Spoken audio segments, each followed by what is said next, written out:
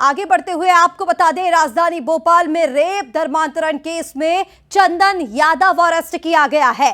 रायसेन के बाड़ी बरेली का निवासी बताया जा रहा है चंदन, जो दोनों बहनें अमरीन आफरीन के साथ शामिल था, इस्पात सेंटर में काम करता था। आरोपी चंदन 3 साल तक अमरीन के साथ ये लिव इन रिलेशनशिप में रहा है और मामले में आपको बता दें 3 आरोपी अब भी फरार हैं, जिनकी तलाश तेज कर दी गई है और अब बड़े लोगों से संबंधों के दावे किए जा रहे थे, उसकी जांच भी की जाएगी। सीडीआर और डिजिटल चैट की जांच तेज कर दी गई है। जांच पूरी होने पर बड़ा खुलासा होने की उम्मीद है। आपको बता दें, ह्यूमन ट्रैफिकिंग के एंगल से भी पुलिस जांच पड़ताल कर रही है। ब्यूटिशियन, छत्तीसगढ़ की ब्यूटिशियन ने आरोप लगाए थे, शिकायत की थी, ब्यूटिशियन को नशा दे करके उसका रेप किया गया और उसके बाद उस पर धर्मांतरण के दबाव आरोपियों की ओर से बनाए जा रहे थे। पीड़िताओं की शिकायत पर पुलिस ने दोनों बहनें अमरीन आफरीन और उनके एक और साथी चंदन यादव को गिरफ्तार कर लिया है।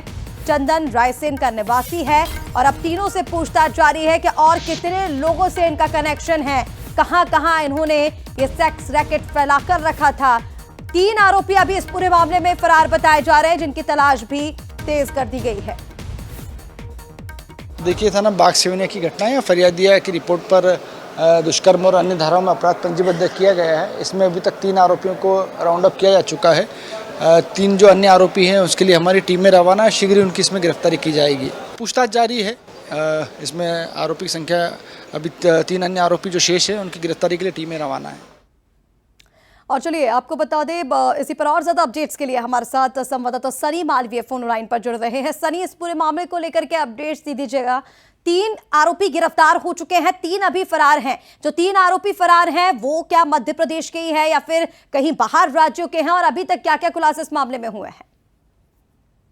तो मुस्लिम 2 सगी बहनों ने रोजगार की लालच में हिंदू युवतियों से रेप और धर्म परिवर्तन के मामले में अब एक के बाद एक नेटवर्क की आशंका खड़ा कर दी है। पुलिस की जांच में यह भी सामने आया कि गिरफ्त में आई 2 बहनें अमरीन और आफरीन नौकरी की आड़ में हिंदू युवतियों को फंसाती थी, फिर उन्हें न सिर्फ अपने भाई और प्रेमियों को नशा मिलाकर जो है सौंप देती थी, बल्कि उनको जिस्म फरोशी के धंधे में भी धकेल देती थी। बागसिवनिया थाने में दर्ज इस मामले के तार अब अहमदाबाद, मुंबई और बेंगलुरु से भी जुड़ गए हैं। आरोपी की मोबाइल से बागसिवनिया पुलिस को कई संदिग्ध चैट, फोटो और डील करने वाले ब्रॉडकास्ट ग्रुप भी मिले हैं। आरोपी बहनें और साथी चंदन यादव से पूछताछ में यह पता चला है कि ग्रुप चेन बनाकर कई अन्य युवतियों को अपने गैंग में शामिल करके काम करवाती थी। जांच में यह भी सामने आया कि दोनों बहनों युवतियों से इंस्टाग्राम चैट के जरिए पहचान हुई थी। इसी तरह कई प्रदेश के अन्य युवतियों झांसे में लिया है। तीनों के मोबाइल पर कई अन्य फोटो भी मिले। वहीं आरोपी चंदन के पर तो कई हाई प्रोफाइल लोगों के नंबर भी मिले। इस पूरे मामले में पुलिस सभी एंगल पे जांच कर रही है, लेकिन बड़ी बात यह है कि